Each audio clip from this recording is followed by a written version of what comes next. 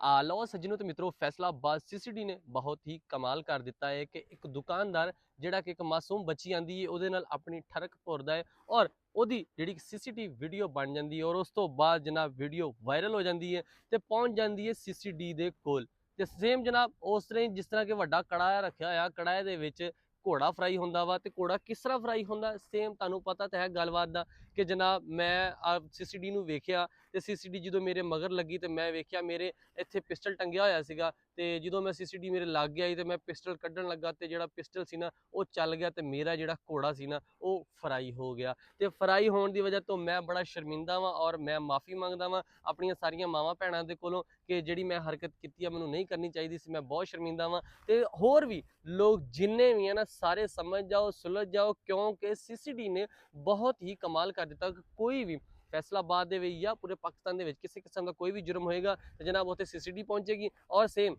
इस तरह ही तुहाडा घोड़ा फ्राई हो जाएगा या फिर तुहाडा हथ टुंडा हो जाएगा। जिस तरह अक्सर किसी का हथ भी टुंडा हो जाता ना, खंबे च वज के हथ भी टुंडा हो जाता, तो तुसी इन्हां कम्मां तो बच जाओ जे तुसी सीसीडी दे कोलों बचना वा।